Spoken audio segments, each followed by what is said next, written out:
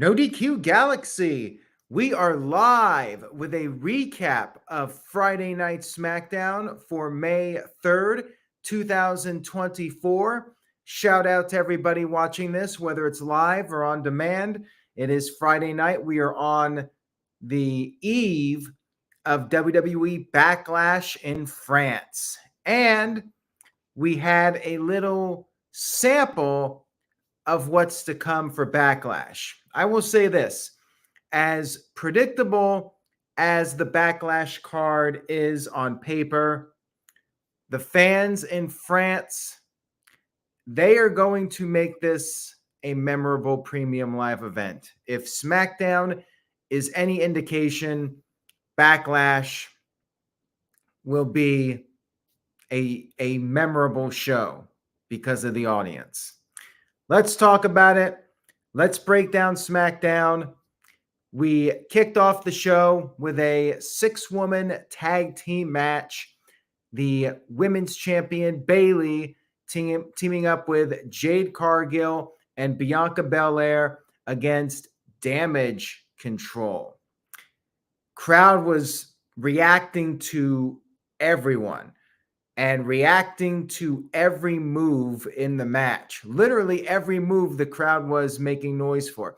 They were 100% invested in everything that was happening. It was something you rarely see on WWE shows these days. Of course, they were doing the Hey Bayley song, and there were some chants I could not even make out what they were chanting. Maybe some of it was in French, I'm not sure. Perhaps the chat room can help me with this one. It was your standard 6-woman tag team match. Tiffany Stratton, who is one of the challengers for the women's title triple threat at Backlash, she got in some offense on Bayley and hit her with an Alabama slam and perhaps was on the verge of winning, but Naomi broke up the pin attempt. And there was some tension because Bayley was hesitant to tag to Bianca. There's that history between Bayley and Bianca Belair that is still lingering, the tension. Jade Cargill was the one who ended up getting the hot tag. She came in, cleaned house, took out all 3 members of Damage Control, and then Jade Cargill and Bianca Belair double teamed everyone. Things started breaking down. Everyone was hitting big moves, and eventually Bianca got the win, pinning Dakota Kai with the KOD. She did not beat one of the tag team champions, so I am going to stick with my prediction that we will see new tag team champions, since it was Dakota, who's not one of the tag champs, that took the fall. Solid start to SmackDown. Crowd made it very entertaining. We had a Grayson Waller and Austin Theory backstage promo, the tag team champions talking about something that they were smelling. Thought they smelled cheese, but it was apparently just the audience. And what they were actually smelling was the smoke, in reference to the Street Profits. They are the smoke, and Street Profits were going to get it. More on that in a few moments. And then backstage, Bianca Belair, she was fired up. She's ready for closure with Damage Control, and Jade Cargill had to cool her down a little bit. We'll see what happens at Backlash.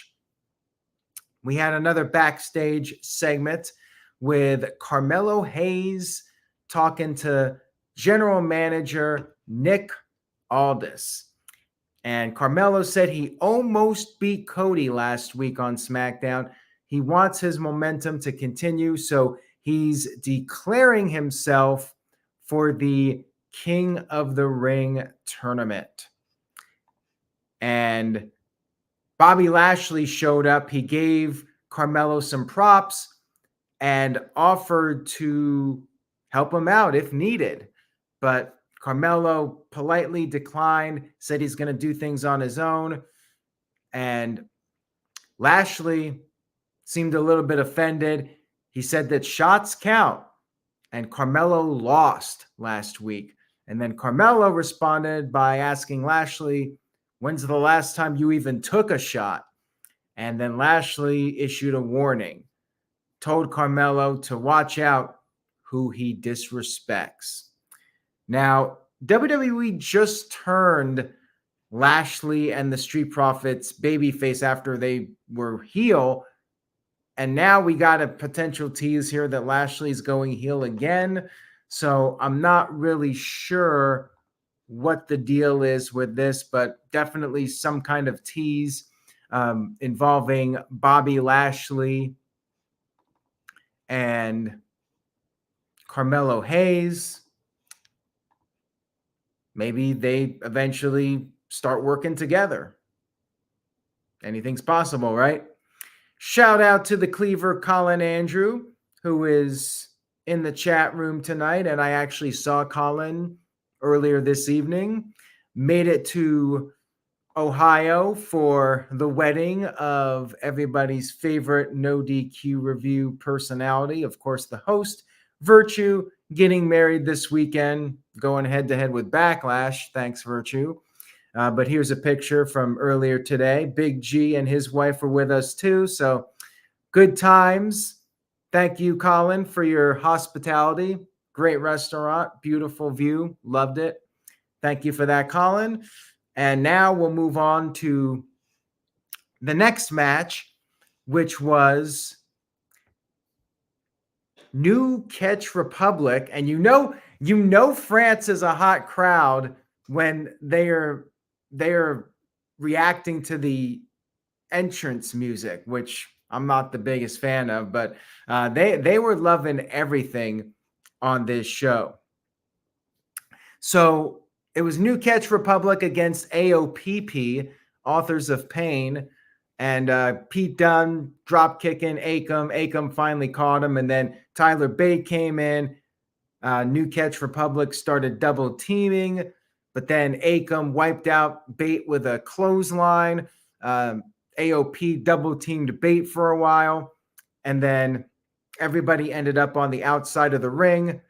And Tyler Bate came off the top with a dive onto both AOPP members. And then after the commercial break, AOP took control. Dunn got a hot tag, and then Tyler Bate came in. He actually lifted Razor up for the airplane spin, got a huge pop, of course. I mean, anything they did got a big pop, let's be real here. But then Scarlett got on the apron to interfere, and then Karrion Kross took out Tyler Bate on the floor while the referee was distracted, and AOP finished off Pete Dunne, got the 1-2-3 victory. Final Testament is still a thing. Whatever. Match was all right, but I do not care about Final Testament at this stage of the game. I just don't. We had a backstage segment with Paul Heyman and Nick Aldis, which definitely thickened the plot a little bit. Paul Heyman wanted the match to be canceled, and Aldis refused. And Heyman said what happens to Randy Orton and Kevin Owens isn't on his conscience. And then Aldis asked if whatever's going to happen was by orders of the tribal chief. And then Heyman slipped. He said he hasn't spoken to Roman Reigns since WrestleMania. And then he immediately acted like he shouldn't have said that. And Aldis was intrigued by this and wanted to know what was up with the draft, with Roman Reigns not being part of it. And Paul Heyman revealed that he was the one that actually pulled Roman Reigns out of the draft because he cannot subject Roman Reigns to the chaos in the bloodline. And then Aldis said that maybe Heyman should go and try to talk Randy Orton and Kevin Owens out of doing the match at Backlash. Now, Building Nexus sent in a $2 super chat. Thank you for that. I appreciate it. It says, Do you think Solo Sikoa might take out Nick Aldis? I mean, that's definitely a possibility. I mean, if things continue to escalate, I could see that being an angle to perhaps set up the return of Roman Reigns, maybe even set up Nick Aldis for a match. I mean, let's not forget Nick Aldis, former NWA World's Champion. This could potentially lead to him coming back into the ring for a match. There's several possibilities if they do that angle. So yeah, I could definitely see that happening. He certainly can take a bump. You got to wait till it's the absolute right time, though. You don't want to have him taking bumps every week, but if they slow burn it and then finally deliver a major angle, having Nick Aldis being destroyed by Solo Sikoa, yeah, that could be very impactful. We had the RKO Show, Kevin Owens, Randy Orton. Crowd was singing Randy Orton's theme song, voices by Red Theory, and Kevin Owens was speaking in French. He's French Canadian. And then Randy Orton just praised the fans, said they're so freaking amazing. And Owens revealed that the guest was somebody he would not normally give the time of day to, and that's Paul Heyman, because Heyman apparently had something important to say. And Heyman came out there, said that there will be no RKOs this evening, getting the boos, and the crowd started chanting, "We want Roman" again, just like they did a few weeks ago. And Heyman said he wants Roman too. And then he asked about them backing out of the match. And then Orton responded with his own question. Who is the real tribal chief? And Heyman said there's only one tribal chief. But before he could finish that sentence or thought, you had Tama Tonga and Solo Sikoa attacking Owens and Orton from behind. Owens and Orton fought back. Security came out there. Security got beat up, and then Kevin Owens came off the top with a cannonball, wiping out Tonga, Sikoa, and all the security guards on the outside of the ring. It was a pretty basic build-up for the match, but the crowd was really electric. And as Ashley pointed out in the chat room, Orton was having the time of his life here. Man, WWE really needs to do more of these overseas premium live events and TV tapings. I mean, the crowds are always electric, whether it's London for Money in the Bank or Puerto Rico. These fans are starving for wrestling. And, the crowd atmosphere, I've always said this, I think it can make a huge impact on the show. It can take a mediocre show and make it really good. And likewise, on the other side of the coin, a lousy crowd can bring down a great show. And Matthew, I think that's going to be happening eventually as far as doing a big four out of the USA. Like Nick Khan indicated that it's going to be big four in the US, but I don't think you can deny the atmosphere. And if the money is there, and WWE reportedly set another record for this SmackDown, the highest grossing SmackDown live gate in history, beating out Philadelphia from last month. I mean, if there's money to be made, I think it's inevitable that we're going to get a major PLE, one of the big four in the UK or France or probably the UK. I am saying this now. I think, and I'm putting myself on record saying this, so save this clip that I'm about to say. This is my prediction. I think within 5 years, by 2029, WrestleMania will take place at Wembley Stadium in London, England. I'm saying that now. I'm making that prediction.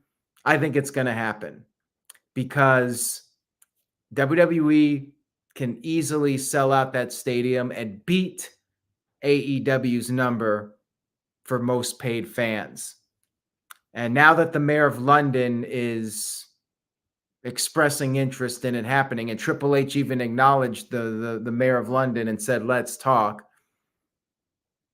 I think it's going to happen. And it might even happen sooner than 2029. But mark my words, I think it's going to happen. Michael sent in a $2 super chat. Thank you for that, Michael. I appreciate it. Says, do you think WrestleMania is going to be in Las Vegas next year? Probably. And apparently they're making an announcement this weekend about WrestleMania. And the fact that they haven't announced Minneapolis makes me think it's Vegas. My feeling is Vegas outbid Minneapolis at the last minute. And that's why we got this delay in the announcement, because usually WWE announces the next WrestleMania by WrestleMania. So for WrestleMania 40, they would have announced 41's location, which they did not. So yeah, my gut feeling is it's Las Vegas. And The Rock, Roman Reigns, their history from what happened at the press conference, the WrestleMania kickoff, you know, that would be interesting to go full circle with that if that's where they're going. And yeah, we had The Undertaker even potentially spoil it a few weeks ago. I'm thinking it's Vegas. Moving on here, we had a promo from the Street Profits. Not too much, just, you know, hyping up their tag team title opportunity. And we had LA Knight, versus Angel. They fought outside. LA Knight smashed Angel's head into the ring apron repeatedly. And then Berto, whatever the hell they call him, he was distracting LA Knight. And LA Knight was almost beat because Berto got on the apron and then Angel rolled up LA Knight. But LA Knight kicked out, and then LA Knight picked up the win with the BFT. And yeah, just like a lot of other people on the show, LA Knight very over. Simple match here, not much to it. Just give LA Knight a big win. But we had some news in the post match because LA Knight got on the microphone and officially declared himself for the King of the Ring tournament. And then Santos Escobar interrupted him. So looks like we might be getting a feud between these guys, maybe Santos versus LA Knight in the King of the Ring tournament. But looks like they're going to be interacting more, and this is the start of a new program. Then we had Carlito backstage. He was asked about why he attacked Dragon Lee. He said, he doesn't owe you people an explanation. No, he didn't say that. Thankfully, he actually had a reason, which is the reason we all thought, which makes sense. Carlito was pissed that after all these years of being gone, he comes back, wanted his WrestleMania moment, and instead Rey Mysterio chose the guy as his tag team partner that was in the LWO for like 5 minutes. And then Dragon Lee attacked Carlito. And now all these guys are on Monday Night Raw, so the feud will move over to Raw at this point. It was good for what it was, and we'll see where they go with it. Next up, we had the Street Profits versus Austin Theory and Grayson Waller. Basic tag match. Waller took a cheap shot at Ford, and then the Profits regrouped, did some double team moves. Dawkins and Ford were building up momentum. Dawkins hit a swanton, but then Theory pulled Waller out of the ring, and then Ford did his big dive over the top rope onto Theory and Waller. And then after the break, Waller got the upper hand for his team, coast to coast to Dawkins. Theory tagged in, but he got pounced by Dawkins. Ford then tagged in. They did the blockbuster doomsday device. Theory kicked out, and then Ford got knocked off the top rope. while the referee was checking on Ford. Waller came in with a flatliner to Dawkins, and Theory got the 1-2-3 victory. Darren, so some of you, Darren is one of them. Some of you might be wondering why I decided to recap a taped show. I figured since it was on tape delay, and since I'm not doing an immediate live recap of Backlash, since I'll be at Virtue's wedding, I figured I should come on here and talk about everything leading up to Backlash. So that's what I did. We also did not do a review on Thursday. We were talking about it, but Virtue decided to hold off. And, we're going to take a couple weeks off from the No DQ review. He's going to obviously do his honeymoon stuff, take a little break. I decided I'd come on here and talk about the show and check it out since it was in France. We had Cody Rhodes coming out for the final segment with AJ Styles. And Cody said he grew up watching AJ Styles, which was pretty funny. It's just crazy to think that AJ is that old. And AJ did not appreciate this line. He says he doesn't need that crap. He is still in his prime, damn it. And the fans were heckling Styles, and Styles called them disrespectful. He was getting tongue-tied. He was fumbling his words. And Styles talked about how Cody Rhodes had a path laid out for him. And Cody loved everything in WWE until things got a little rough and he couldn't handle it anymore. And Styles said he had to do everything by himself to make it in WWE. And Styles brought up how he beat all the legends that helped Cody Rhodes win the WWE title. I do not recall Styles beating The Undertaker, but okay. And then Cody responded. He praised AJ Styles. And if there was a negative with the crowd on this show, they were making noise. They were singing something like while Cody's trying to deliver this serious rebuttal to Styles, like they're singing, and it was kind of a little over the top, in my opinion. Not appropriate for what the segment called for, but the fans were having a good time, lots of energy.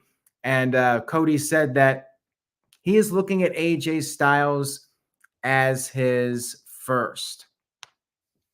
And he said that is too sweet. And Cody went for the too sweet, but AJ slapped him and then walked off. And that was the segment. It was short, but it was good, especially Styles' part of it. I thought was something needed for this feud. The problem is it felt very rushed. We're right here on the Go Home show. They have Styles start to make it a little personal, and then it was over. Like I felt like we needed more. We needed this to build up a little bit more and brew. It just they had something, but then it was over just like that. And then backstage, I feel like this match has more importance, at least with the amount of TV time and storyline buildup. Like this is the most important match of the show. You had more brawling backstage between Owens and Randy Orton with the Bloodline. And the show closed with all the backstage chaos as they brawled. So SmackDown, I'm going to put it this way. Without the crowd, this SmackDown was a B- at best, maybe even a C+. It wasn't a great final show. Like it was solid. You had some decent build-up, but didn't really pack a strong punch as far as I'm concerned. What made this show good for me was the crowd. They were electric, and they made it better than it actually was. So because of that, I give the show a B. Good SmackDown, and the crowd deserves a lot of credit for it. They're among the better SmackDown crowds for sure, Ashley. Shout out to Michael. He sent in a $2 super chat. He says, does Jacob Fatu interfere in this match tomorrow? I would not be surprised at all. Like, that would be the way to have the bad guys win in an unfair advantage. Unfair. Yeah, that would be a suitable place for Jacob Fatu to interfere. And the crowd in France, I think, would definitely react to him. So that would put him over as a top heel right off the bat. And they did a good job with Tama Tonga. And again, I was surprised Tonga got such a big reaction as he did. But yeah, in France on a pay-per-view, Jacob Fatu debuts. I like it. I think it's a good way to introduce him, have him cost Owens and Orton, and then you build up the bloodline even more. So I think there's a very solid chance of that happening. Anyways, guys, thank you all so much tonight for tuning in. I hope you enjoyed the video. If you did, please give this video a thumbs up on NoDQ.com's YouTube channel. And stay tuned to NoDQ. I'll have updates regarding Backlash. And at some point over the weekend, not sure when, depending on time, but certainly by Sunday night, maybe Saturday night, but I'm not too sure about that. It might not be till Sunday, but at some point I will go live and do a stream to talk about Backlash and some of the other stuff going on. So I will be going live again before the weekend is through. So again, thank you guys for your continued support. I appreciate it. And that's it for now. Have a great weekend, everyone. It's going to be a busy one for me. Congratulations to Virtue and Leslie on their wedding. Looking forward to seeing them, as well as the Cleaver Colin Andrew, Big G, Greg Cherry, and their respective misses. Going to be a fun weekend. Take care, everybody. I will see you all next time. Buy a shirt, NoDQ.com/merch. Take care, everyone.